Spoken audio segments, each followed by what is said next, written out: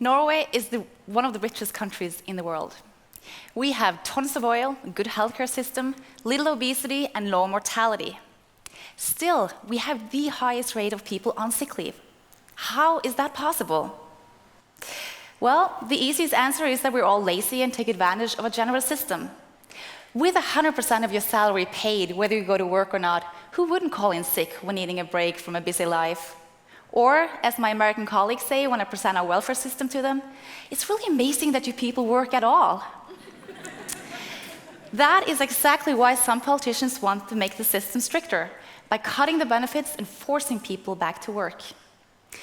What they don't always think about, though, are some of the long-term consequences of this. When I was a kid, I had 2 rabbits, Bobby and Bella. The only problem was that I was only allowed to have 2 rabbits. And for those of you who know how fast rabbits multiply, action needs to be taken in order to prevent that from happening. And so before we left for summer vacation, I placed them in separate cages, and then we left. When we came back a few weeks later, though, there were suddenly 30 rabbits running around our yard. Surrounded by temptation, Bobby simply could not stay away from the ladies for more than a few days before he managed to escape and did his thing. My plan failed because I didn't tackle the underlying problem here, namely Bobby's very strong, manly instinct. Just as forcing people back to work is not helping by tackling the underlying issues of the sick leave. It may work for a short while, as it did with my rabbits, but it may have long-term consequences, such as more people on unemployment and social benefits, or 30 rabbits. My approach as a psychologist is therefore somewhat different. I believe we should have a system able to meet the needs of those on sick leave, and I believe that that will eventually lead to a more sustainable system long-term, as well as healthier and happier people. My suggestion for one way of doing that involves an intervention program called At Work and Coping.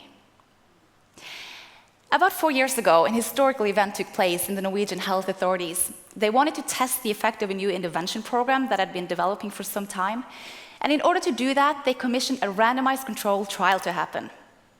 Now, for those of you who have no idea what that means, it simply means a way of doing research to show the effectiveness of something.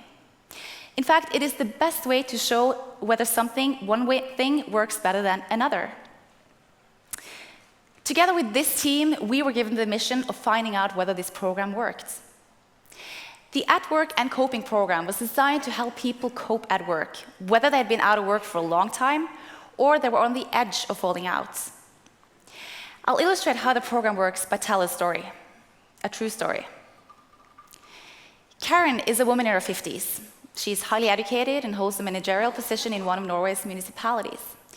She works a lot, sometimes too much, but that hasn't caused her any problems until one day when she gets a new supervisor. They don't get along from the very beginning, but gradually things start to develop in a rather destructive manner.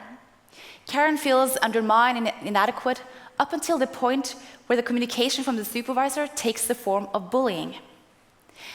The first thing Karen notices is that her back starts to hurt again. She loses her sleep, feels constantly exhausted, and gradually develops more and more depressive symptoms.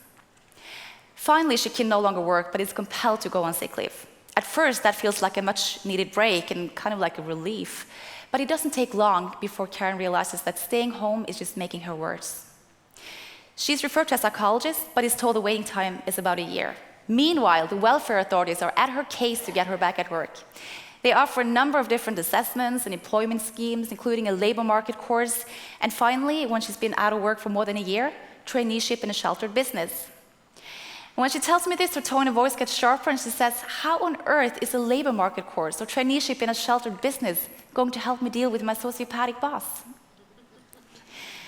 She then learns about this program and immediately starts, as there is no waiting time or need for referral. In the program, she gets 2 things. She gets help to deal with her depression from a therapist, and she gets help with the job difficulties from an employment specialist. Together, they decide that the best thing for Karen is to apply for another job. And although Karen is highly competent, it's been a while since she applied for a job, and the long term on sick leave has really seriously damaged her self-confidence. And I don't know if you've ever been out of work due to sick leave, but if you have, you've probably noticed that it doesn't take long before your self-confidence starts to be a bit shaky. And as the weeks go by, the threshold of getting back gets higher and higher. The therapist therefore worked with Karen to rebuild her self-confidence and give her the push that she needed, while the employment specialist helped her with the practical stuff, screening job ads, improving her CV, prepping her for job interviewing. The end of this story is obviously a successful one. Karen got a new job within a few weeks in a private company as a manager, and as far as I know, she's still there today. But that was just one person. So how did the intervention program work overall compared to the control group? It worked. The results show that the effect on sick leave was long-lasting and was particularly good for those who had been out of work the longest, where twice as many in the intervention group were back at work compared to the control group. The program also resulted in less symptoms and better quality of life. To further test if this costs more than it tastes, we did a cost-benefit analysis of the program, and the results of that show that this is good bang for the buck. For those who had been out of work the longest, the annual saving of this program translated into almost €500,000 annually. Why did it work? Our research showed that two factors were crucial. The first involved practical tools to handle the symptoms. Let me give you an example. The way you and I cope with our lives is heavily influenced by our minds. If you deep down feel that you are not good enough, for instance, this will influence the way you feel and cope. It will actually influence the way you perceive and interpret the entire world around you, kind of like a filter. Have you ever tried wearing sunglasses or skiing glasses with a red or yellow glass? Have you noticed how everything looks different? The colors change and things don't really look the same. If you're depressed, this is what happens. The way you then see the world confirms the negative views you have about yourself. Karen had a supervisor who made her feel that the job she did was not good enough. And instead of remembering all her achievements and the good feedback she got from her co-workers and previous supervisors, Karen started to believing the supervisor herself. She even generalized this belief to other parts of her life, ending up feeling that nothing she did, or even her as a person, was good enough. That's when the depression kicked in. And the way out of it for Karen and other participants in the study went through challenging and changing this way of thinking. In other words, putting on a different set of glasses. The other reason why the program worked had to do with a job practice in a real-world setting. This was particularly the case for those who've been out of work the longest, such as Karen. The philosophy behind this approach is that everyone who wants to work can work, as long as you find a good match between the worker and the workplace, provide sufficient support, and practice in the real job market instead of some sheltered business that has nothing to do with the real world. If you want to be a good soccer player, it's not enough being good at playing FIFA on the Xbox. You actually need to move your body around with a real soccer ball.